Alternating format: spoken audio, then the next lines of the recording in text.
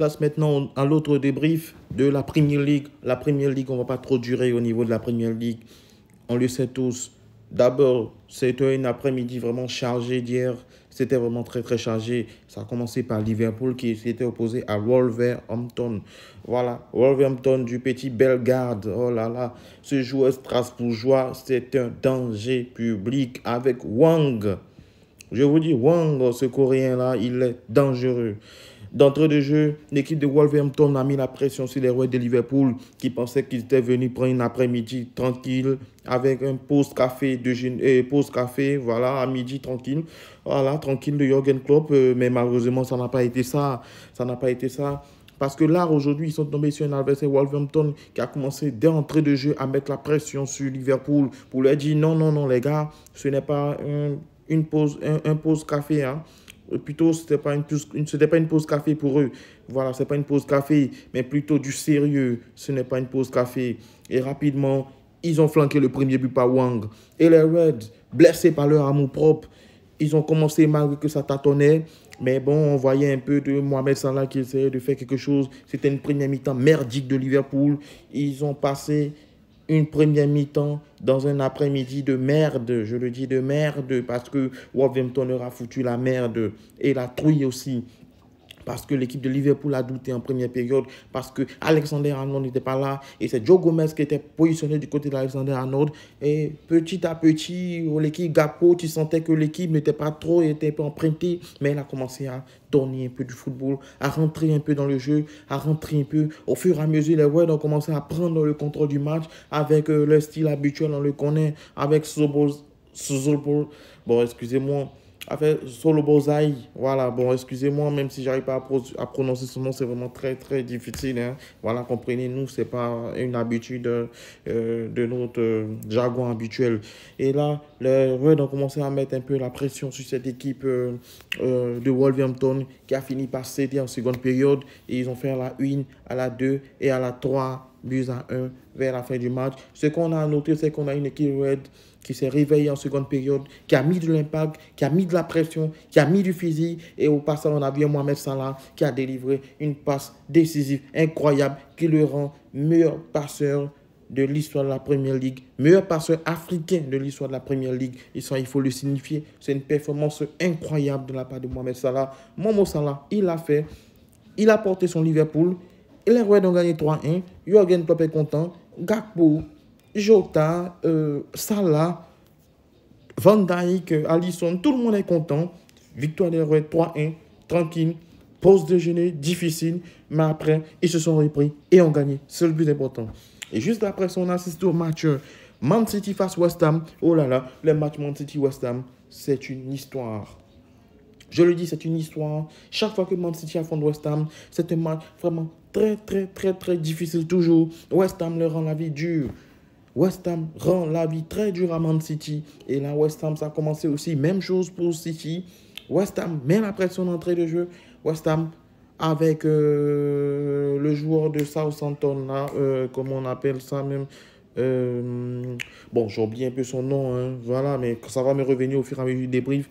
Le joueur de Southampton qui a délivré une super passe décisive et on a vu le but là de la part de qui mieux que cette équipe de West Ham pour mener face à City. Et les Citizens au fur et à mesure dans le rôle de Kyle Walker qui vient milieu inversé, qui vient au milieu de terrain soutenir cette équipe de Man City porté par Alvarez, Haaland. Il faut dire que Haaland a beaucoup buté sur Areola aujourd'hui. Ça n'a pas été facile. Ça n'a pas été facile pour Haaland qui a beaucoup buté sur derrière. Mais au finish, Man City a réussi à revenir à un but partout, 2 buts à 1. Et voilà, troisième but signé Erling Braut Haaland qui a fini par mettre son but. Et au vu de la performance de ce jeune homme-là, ce grand joueur qu'il est, Erling Haaland, il faut dire qu'il a une pente descendante parce que la saison dernière, il nous a habitués au triplé, doublé, triplé par match. Mais cette année-là, bon, un but, c'est pas mauvais. Il faut dire que la saison reprend timidement et là, on vient d'une trêve internationale, ce n'est pas facile.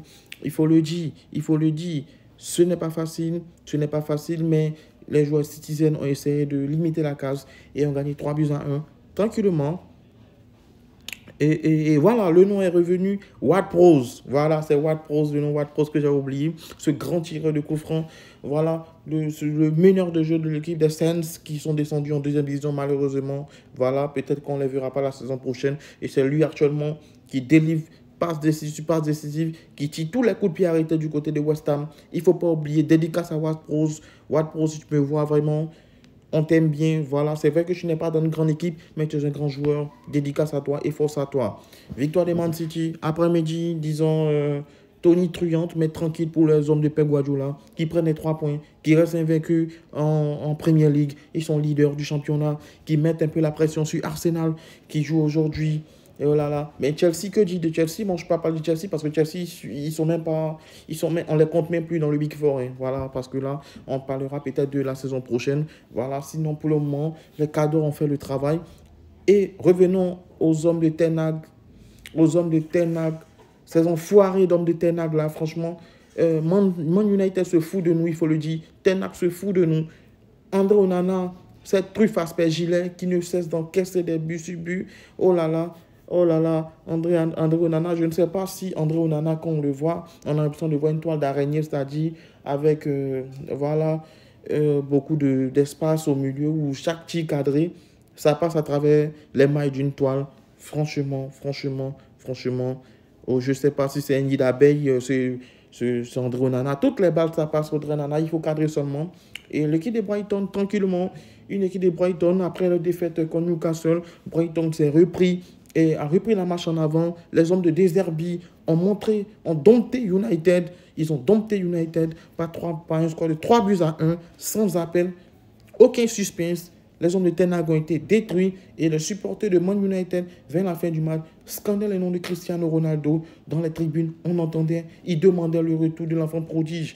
Ils demandaient justice pour l'enfant prodige qui a été chassé, on se rappelle, de Man United par Ten Hag et ses hommes et qui s'est retrouvé du côté de l'Arabie Saoudite, du côté de l'Al Nasser.